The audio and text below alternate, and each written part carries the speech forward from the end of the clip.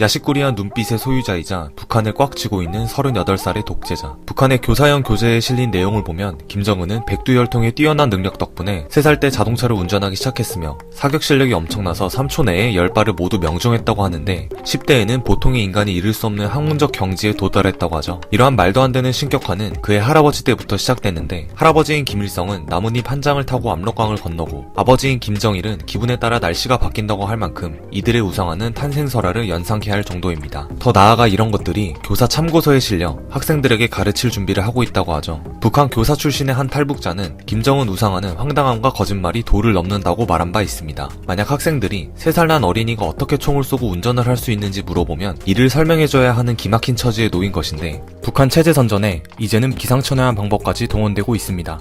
이 땅에서 자라난 한 시민으로서 조선 이름을 가지고 싶었습니다. 네. 홍 자체로 하면 붉은 홍자 아닙니까? 적들이 우리를 핵으로 위협해서 우리가 핵을 만들고 우리 민족을 지키기 위한 핵이란 말입니다. 근데 그렇다고 해서 유엔 안전보장이사에서 제재 규례 채택하고, 이게 은호도 아닙니까?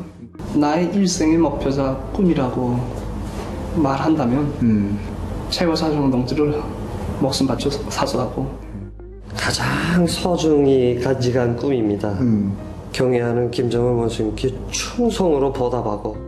1962년 주한미군 한 명이 탈영을 하고 월북하는 사건이 벌어지는데, 그를 포함해 그의 아들 2명이 평생 북한에 뼈를 묻겠다고 한 일화를 공개했죠.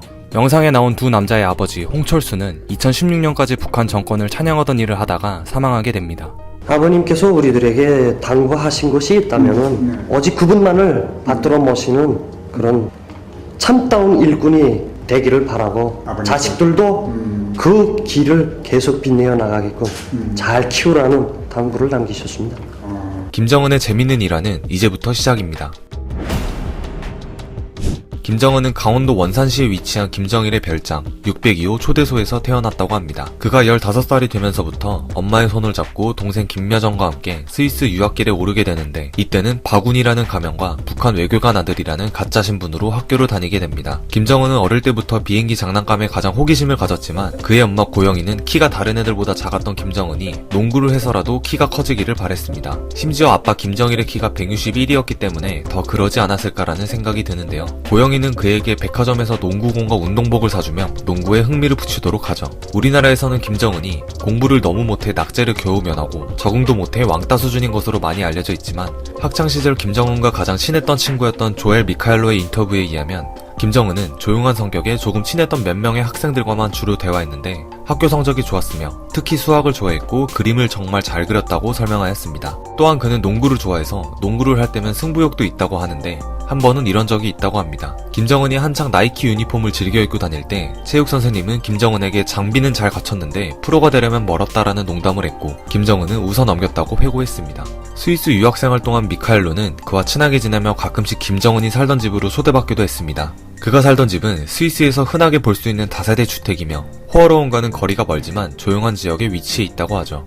미카엘로는 그곳에 갈 때마다 새롭고 맛있는 음식을 대접받았고 그와 함께 NBA 경기를 같이 보며 놀았다고 합니다. 김정은의 스위스 생활이 2년째일 때 김정은은 다시 북한으로 돌아가게 되는데, 그때 미카엘로에게 자신이 사실 김정일의 아들이라는 사실을 밝히게 됩니다. 이 말을 들은 미카엘로는 믿을 수 없었고 농담으로 넘겼다고 하는데요. 너무 먼 나라 이야기고 그냥 생각 없이 한 말이구나 라는 생각이 들었다고 합니다. 주변의 가장 친한 친구가 사실 자신이 김정일의 아들이라고 한다면 정말 믿기지 않을 것 같습니다. 후에 김정은은 아버지의 뒤를 이은 북한의 독재자가 되고 미카엘로는 스위스 전통 음식점의 요리사가 되었습니다. 그리고 12년이 흐른 2012년 7월 미카엘로에게 2명의 사람이 찾아옵니다. 바로 북한 대사관 직원이었는데, 그들은 김 위원장의 가장 친한 친구며 오랜 시간 유일한 친구였던 당신을 평양으로 초청한다라는 말과 함께 미카엘로를 북한으로 초대하게 됩니다. 그렇게 그는 북한이라는 나라에 가보게 되고 그곳에 도착해 12년 만에 만난 친구 김정은과 인사를 나눴습니다. 2박 3일간의 일정으로 평양을 방문한 미카엘로는 굉장한 환대를 받았으며 식사 자리에는 김정은의 여동생인 김여정과 부인인 이설주와 잊지 못할 대화를 나눴다고 회상했습니다. 미카엘로는 아직도 그를 친절하고 평범한 친구로 기억하고 있었는데,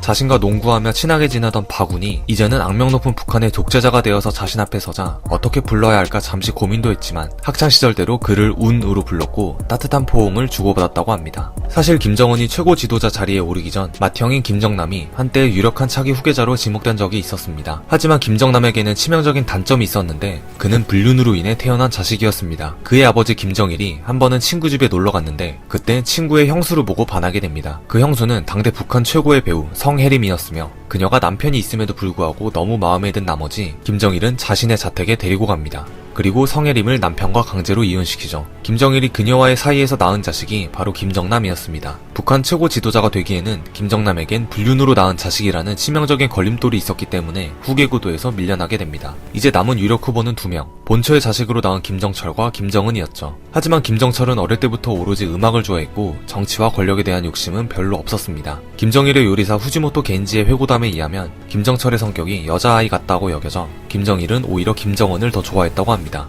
후에 김정은이 후계자가 되자 김정철은 철저히 권력에서 소외된 채 감시를 받으면서 생활하게 됩니다. 또한 정치와는 거리가 멀었던 김정철은 20대 시절 근육을 키우기 위해 스테로이드를 복용했다가 부작용으로 여성형 유방 등의 증상을 앓고 있었으며 술에 취하며 헛것을 보는 등 정신불안 상태를 보이고 있었다고 하죠.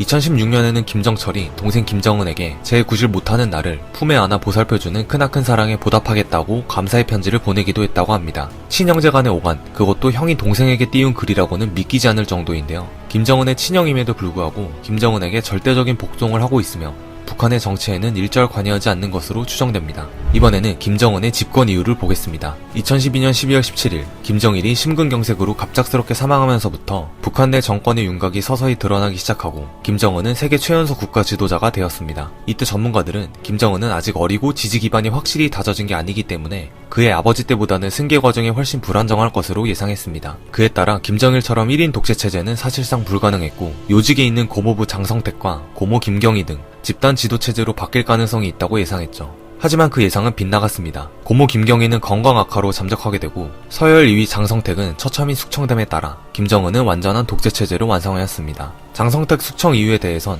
김정은에 대한 반역으로 추정되고 있는데 명목상의 이유인지 공포심을 조장하는 것인지 여러 의견이 분분하지만 고모부와 이복형 김정남까지 살해하며 보여주기라도 하는 듯 권력을 더욱 확고히 쥐게 됩니다. 다음 영상은 2012년 김정은이 정권을 잡은 이후 첫 공개 연설입니다. 오늘 우리는 크나큰 민족적 긍지와 자부심을 안고 위대한 수령 김일성 동지 탄생 100돌을 경축하는 성대한 열병식을 진행하게 됩니다. 전문가들의 분석에 따르면 김일성의 옛날 연설을 모델 삼아 그대로 훈련한 듯 하지만 단조로운 톤과 지도자다운 패기가 없으며 연설 중 군중을 똑바로 쳐다보지 못하고 몸을 뒤뚱거리는 모습은 현재 자신의 자리와 지위에 어색해하는 모습이라고 판단합니다. 영상에서 보이는 것처럼 김정은은 학창시절 이후 40kg가 넘게 살이 찌면서 예전의 모습은 온데간데 없이 사라지게 되는데요. 2010년에는 90kg으로 추정되며 장성택을 공개 총살한 이후 특히 스트레스성 폭식이 늘어난 것으로 추정되고 있습니다. 또한 영국 언론 데일리 메일에 의하면 그가 스위스 에멘탈 치즈에 굉장한 집착이 있어 살이 찐 이유에 대해 치즈 과다 섭취를 꼽기도 하는데요. 치즈 제조법을 배우기 위해 프랑스에 북한 전문가들을 파견하려 했다고 합니다. 아마 그가 스위스 유학 때 길들여진 입맛 때문이지 않을까 생각됩니다. 2014년 7월 김일성 20주기 추모대회 때 다리를 절뚝거리며 등장하는데 이때는 약 140kg으로 추정되고 영상에서도 계속해서 절뚝거리는 모습을 보입니다. 이내 9월에는 자취를 감추면서 건강 이상설이 나돌기 시작하죠. 후에는 30대의 젊은 나이에 지팡이를 짚고 돌아다녀 건강이 악화된 것 같다는 의견에 더욱 힘을 실어주게 됩니다. 그리고 2018년 지금까지 어마어마한 핵기발로 간접적인 위협을 해오던 그가 미국에 손을 내밀면서 남북 정상회담까지 열게 됩니다. 평화의 집에서 문재인 대통령과 만나 판문점 선언을 하게 되죠. 일각에서는 유학을 갔다 온 그가 다른 나라에 잘 사는 모습을 보며 북한의 변화를 꾀하려 했다는 예측이 많았습니다.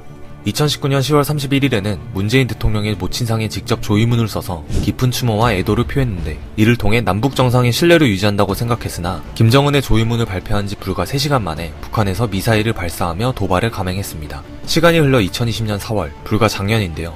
김정은 사망 의혹이 퍼지면서 전국이 떠들썩해집니다. 4월 14일인 김일성 탄생을 기념하는 태양절 행사에 그가 참석하지 않으면서 사망설이 돌기 시작했는데요. 지금까지 큰 행사에 빠지지 않던 그가 북한의 가장 큰 행사에 불참하게 되면서 생긴 해프닝이죠. 그렇게 한동안 사망설과 중병설 등 온갖 추측이 나돌았고 20여일이 흐른 5월 2일 김정은의 모습이 다수 사진으로 공개되면서 건강 중퇴설은 사라지게 됩니다. 하지만 김정은이 일부 권력을 동생인 김여정에게 이양하고 김여정이 위임 통치 중이라고 밝혀지자 그의 건강이 양호한 편은 아닌 것으로 판단되었습니다. 심지어는 김여정 외에 각 부서 인사들이 어느 정도 권한을 위임받았죠. 한편 이에 대해 위태롭게 권력을 물려받은 자가 가족까지 처형해가며 권력을 다졌는데 이 시기에 권력을 이양하거나 분산하면 독재 정권인 북한 체제에 상당한 피해가 있을 것으로 추측되고 있습니다.